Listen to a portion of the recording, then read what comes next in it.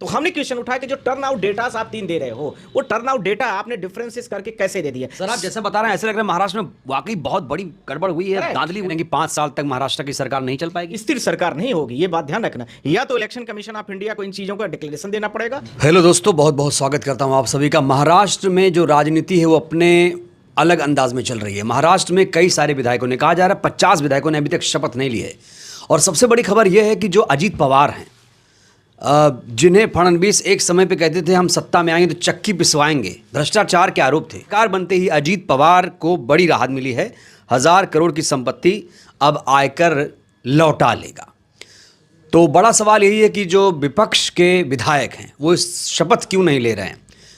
माकरवाड़ी का मामला भी आपको याद होगा, वहाँ पर एक मॉक पोल कराया जा रहा था जहाँ पर प्रशासन ने उन्हें हटा दिया था। आदित्य ठाकरे ने कहा है कि हमें मशीन पर शक है, तो अजीत दादा ने कहा है कि आप लोग चुनाव आयोग जाइए। सर बहुत स्वागत आपका। Thank you. हर कोई कहता है चुनाव आयोग जाइए, चुनाव आयोग जाइए। चुनाव आयोग क्या करेगा सर?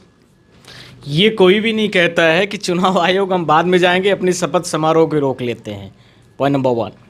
अब ये सवाल ये उठता है कि जो इलेक्शन कमीशन ऑफ इंडिया है और भारत का जो कॉन्स्टिट्यूशन है, उन दोनों में कहाँ पर एक्ट आ रहा है, कहाँ पर आर्टिकल्स आ रहे हैं और कहाँ पर सेक्शंस आ रहे हैं। इन तीनों चीज़ों में डिफरेंसेस करना पहले ज़्यादा ज़रूरी है। आर्टिकल 164 में किसी भी एमएलएस की ओथ होती है। आर्टिकल 164 का 1, 2, 3, जिसमें यह भी होता है कि किसी भी एमएलएस का डिस्क्वालिफिकेशन भी होता है, जिसमें दल बदल कानून भी लागू होता है। तो वो सारा ही लेजिस्लेटिव असेंबलीज को लेकर के दिया गया है। अब जो भारत देश के महाराष्ट्र के 288 एमएलएस थे, 288 एमएलएस में नियर बाई 50 एमएलएस जो है तो अभी वोट नहीं ले रहे हैं, जिसमें से यह भी आपको पता होगा कि 130 के राउंड में बीजेपी को मिला हुआ है, नियर बाई 50 के राउंड में जो एकनाथ शिंदे की पार्टी है उनको मिला हुआ है, कांग्रेस और इसके साथ में जो इसका अलायंस है उसको थोड़ा सा कम मिला हुआ है।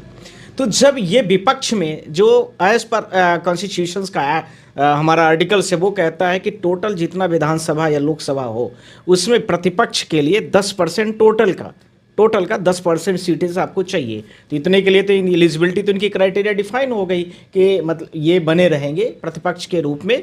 पर सवाल यह उठता है कि इनके किन मुद्दों के लिए इन्होंने अभी से प्रतिपक्ष की जो भूमिका है वो ओथ न लेकर के ही स्पष्ट कर दिया है कि देश हित के होंगे, कि जनहित के होंगे, कि चुनाव की जो प्रक्रिया और प्रोसेस है उसके होंगे, कि जो भारत देश में बहुतायत तरीके से करप्शन पूरे इन्वायरमेंट में फैला है, महाराष्ट्र की हवाओं में फैला है, महाराष्ट्र की पूरी गलियों में फैला हुआ है, महाराष्ट्र के नीचे से लेकर के स्काई तक की जो बड़ी बड़ी बिल्डिंगें और बड़े लेवल पर स्कैम किए गए हैं, इवन बैंकिंग में भी फैला हुआ है।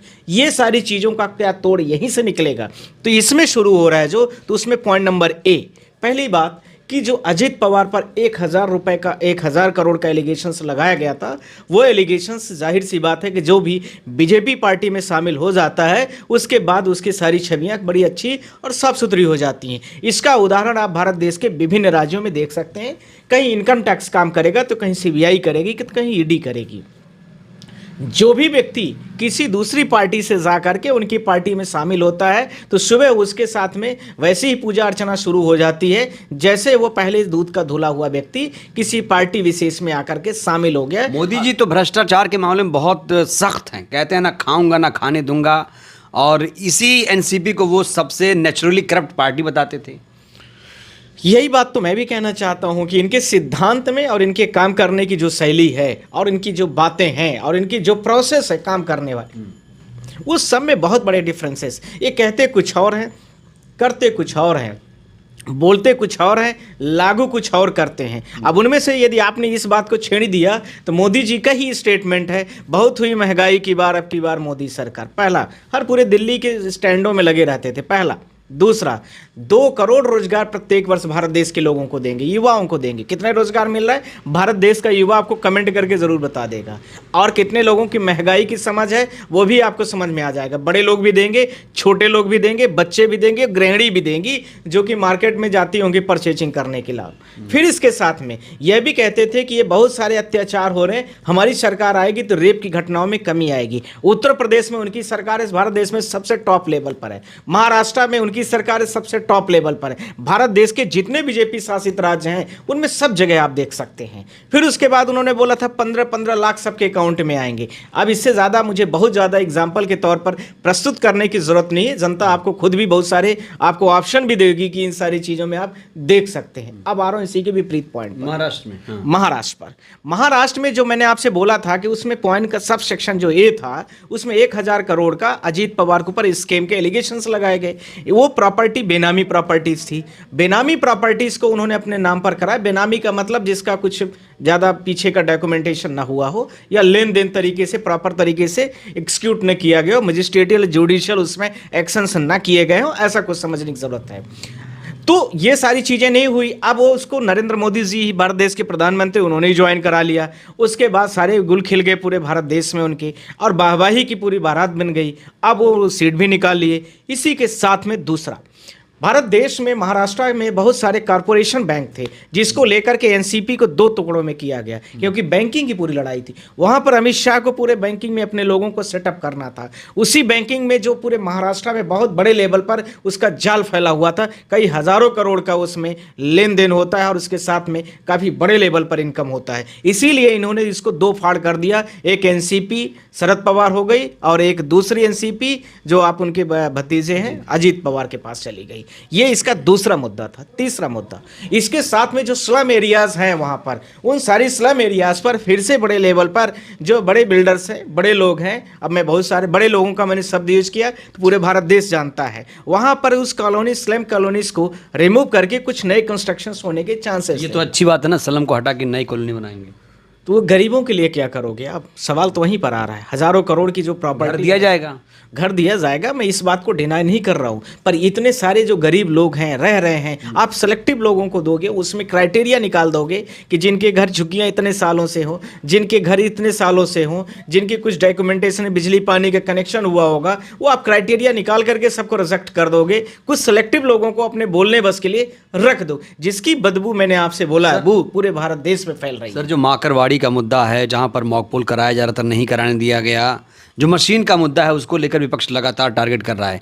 क्या आप सारे विधायकों को इसमें इस्तीफा दे देना चाहिए? क्योंकि बार बार जो विपक्ष है उठा रहा है मशीन का मुद्दा।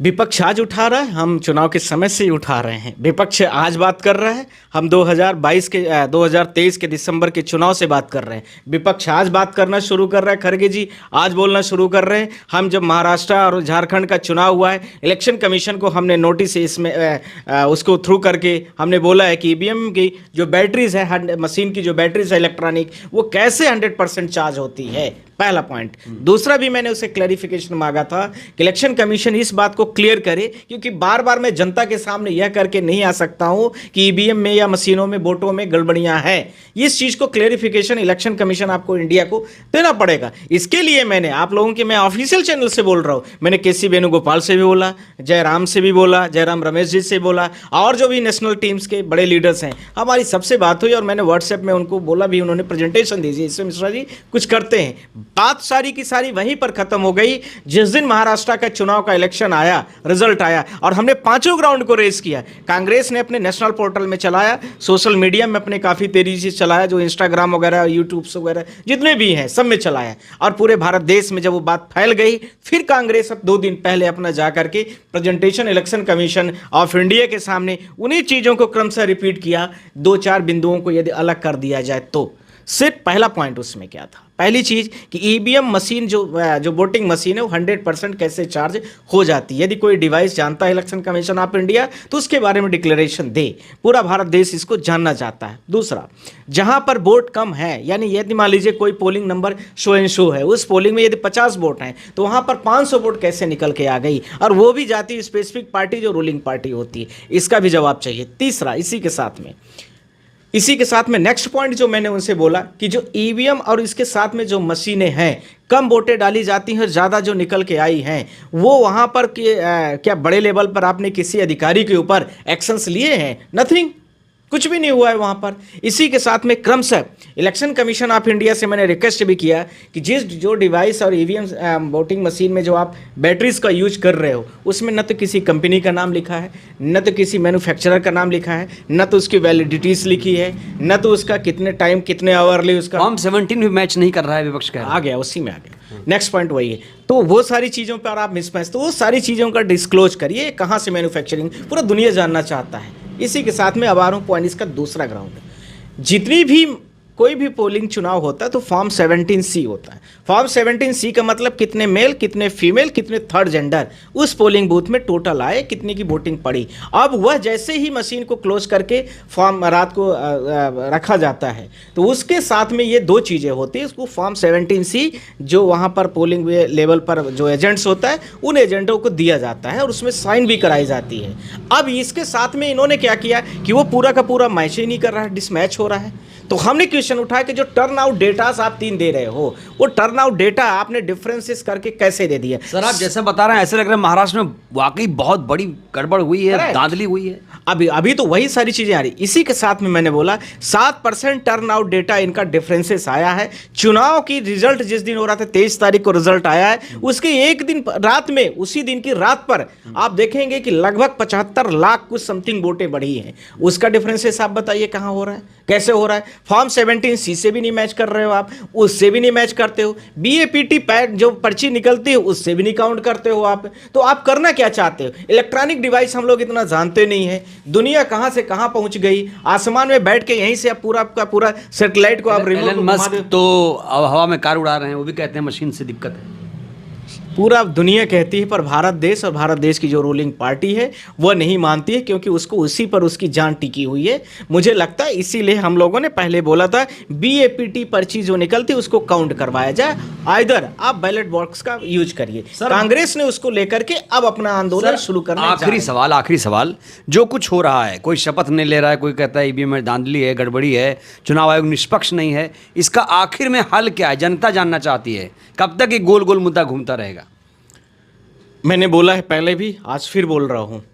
अभी जिन लोगों का वोटर लिस्ट में डिलीशन हुआ है और जिन लोगों का वोट में एडिंग किया गया है, तो उसकी जो इलेक्शन कमीशन का आप लोग जो मैनुअल पढ़ेंगे, जो पीपल रिप्रेजेंटेशन एक्ट 1961 का एक्ट है, उसमें सेक्शन 6, सेक्शन 7 आप उसको पढ़िए। उसमें 6 में किसी भी वोटर्स की कैसे वोट को जोड़ना है, और फॉर्म 7 में क्या कहा जाता है, कैसे उसको डिलीट करना है। ये उसमें कहता है कि 5 चीज़ें इलेक्शन कमीशन को प्रेजेंट करनी पड़ेगी। वो आपके डोर टू डोर जाएगा, वो आपके घर पर जाएगा, आपके फैमिली मेंबर के साथ में सोसाइटीज़ के लोगों को भी पूछेगा, पंचायत है, गांव है तो ग्राम पंचायत से भी डिक्लेरेशन लेगा, या फिर यदि मान लीजिए नगरीय निकाय है तो पार्षद से लेगा, डिक्लेरेशन होगा। ये सारी चीज़ों के साथ में ऑनलाइन भी आजकल पोर्टल में होता है सबमिशन, वो सारी चीज़ें। ये कितने किए गए हैं, ये मैंने बोला है कि इलेक्शन कमीशन इसका जवाब दे। और रॉ मटेरियल कितने लोगों के डिलीशन बढ़ाए गए, कितने लोगों के काटे गए, क्या सारी प्रोसेस फॉलो हुई है? चुनाव आयोग जवाब क्यों नहीं दे रहा है? वो बार बार अपने आप को निष्पक्ष क्यों बता रहा है? दूध का धुला हुआ। जल्दी ही ये डेटास नहीं देंगे, हमने टाइम लिमिट दे दिया है। जैसे ही नहीं देंगे सुप्रीम कोर्ट में आ जाएगा, पूरा महाराष्ट्र का चुनाव चैलेंज होगा। आप लोग चिंता मत करिए।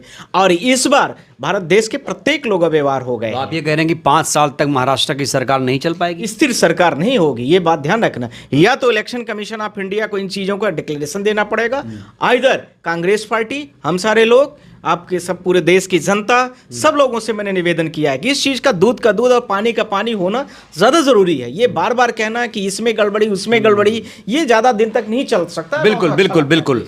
तो जनता भी गुमराह ना हो, जरूरी है कि क्लियर स्टैंड लिया जाए। अगर आप मशीन को लेकर आंदोलन कर रहे हैं तो आंदोलन करिए। अब हार जाते हैं तो फिर मशीन पर ठिकरा फोड़ते हैं, जीतते हैं तो खुशी मनाते हैं, ये भी डबल स्टैंडर्ड है। सारे विधायक जो जीते हैं इस्तीफा क्या देंगे, ये भी एक बड़ा सवाल है। वीडियो कैसी लगी प्रतिक्रिया दीजिएगा। बहुत बहुत धन्यवाद, शुक्रिया।